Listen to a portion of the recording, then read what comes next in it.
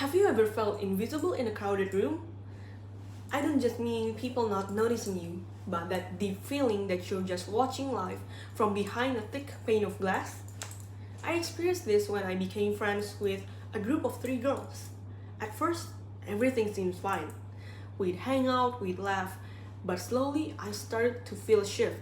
They had their own way of talking, their own inside jokes, and I just couldn't mirror the way they communicated.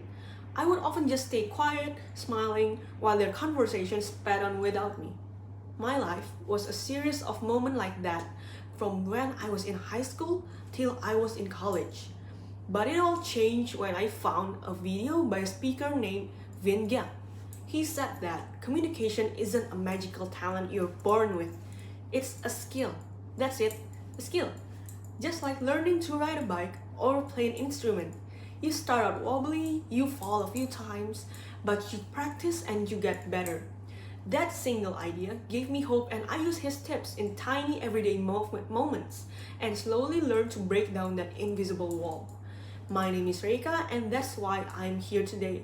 Because I believe everyone has the power to break down their invisible walls. Over the next 10 minutes, I'm going to talk about the true importance of communication.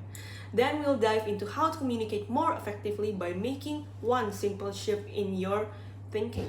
Finally, we'll cover how you can level up your skills with consistent practice.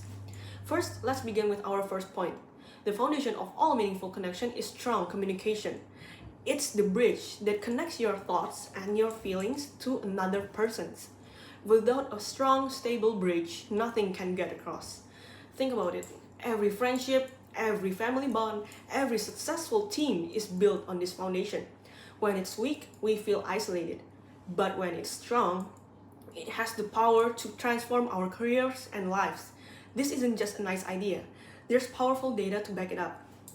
A comprehensive study conducted by LinkedIn in 2024 surveyed that thousands of hiring managers to identify the most in-demand skills.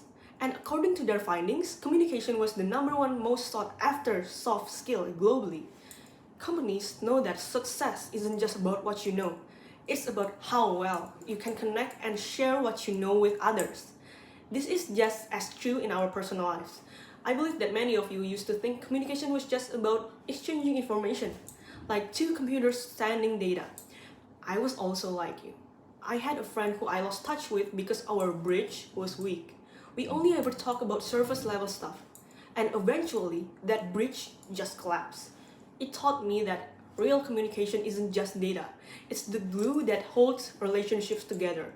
So remember, communication isn't just a soft skill.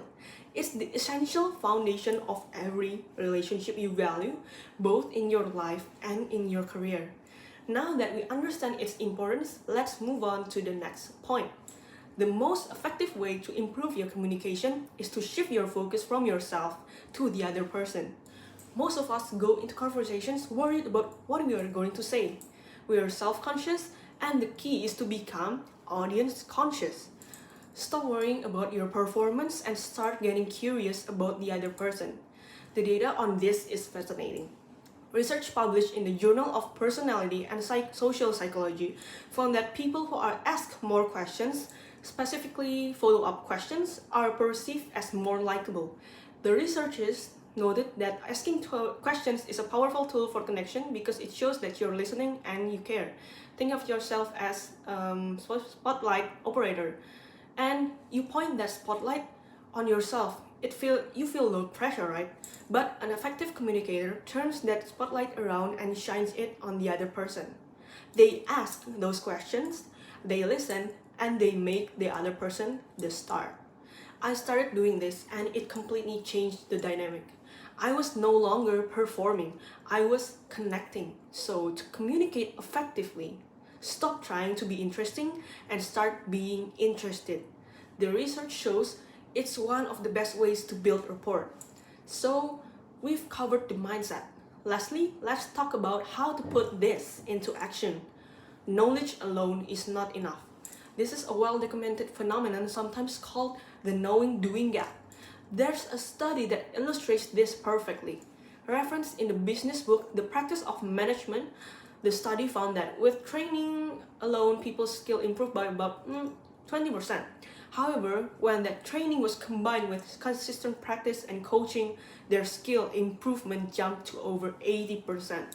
That's like a 400% increase in effectiveness just by adding practice to the equation. You can go to the gym once and expect to be fit. It requires deliberate and daily practice. After learning from Vin Giang, I made a simple rule. Every day, I had to have one conversation where I practiced being the spotlight operator. Sometimes it was just with the cashier at the grocery store. It was like one small workout for my communication muscle. At first, it was awkward, but over time, that muscle got stronger and the conversations got easier.